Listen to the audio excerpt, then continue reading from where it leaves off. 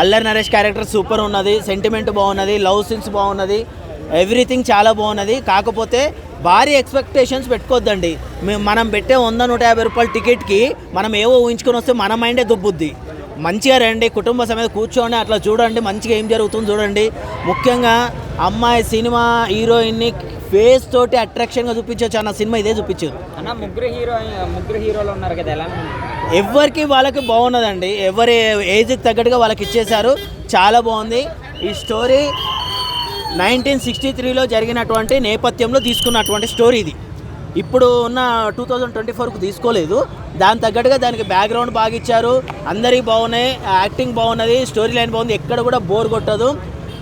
ఒక తండ్రి బిడ్డ, తల్లి కొడుకు, అన్న చెల్లి అందరు కలిసి రావచ్చు. ఈ మధ్యకాలంలో ఇలా సినిమాలు రావడం అనేది చాలా తగ్గిపోయింది. కాబట్టి దీన్ని మీరు హిట్ చేస్తే ఇలాంటి సినిమాలు ఇంకా 10 వస్తాయి.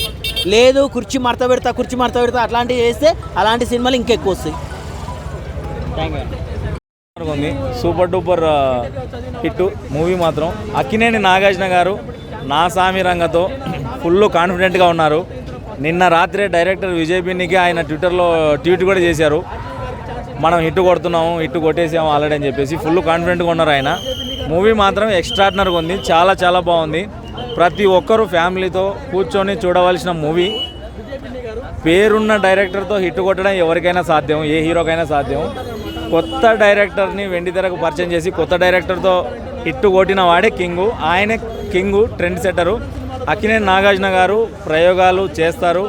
ఆయన చూడని హిట్లు, ఆయన చేయని ప్రయోగాలు ఏమీ లేవు. సినిమా మాత్రం సూపర్ డూపర్ హిట్ ఉంది, చాలా బాగుంది. మాస్ జాతర అభిమానులకైతే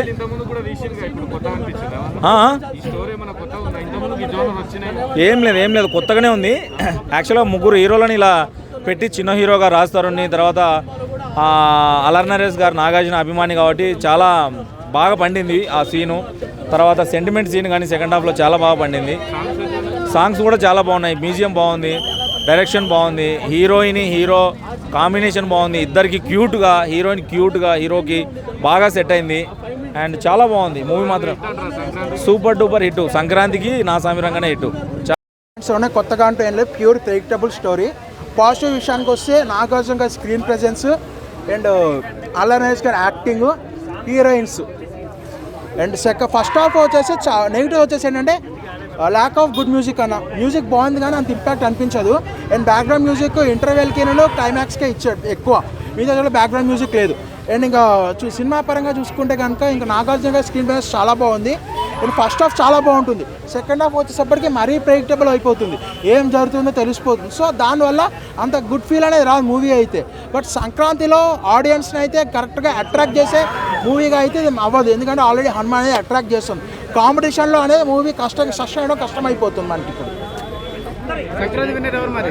హనుమాన్ అన్న ఈ సంక్రాంతి నేను ఒక చెప్తాను, కలెక్షన్స్ పరంగా చూసుకుంటే కనుక హనుమాన్కి తక్కువ థియేటర్లు ఉన్నాయి, గుంటూరు కారంకి ఎక్కువ థియేటర్లు ఉన్నాయి.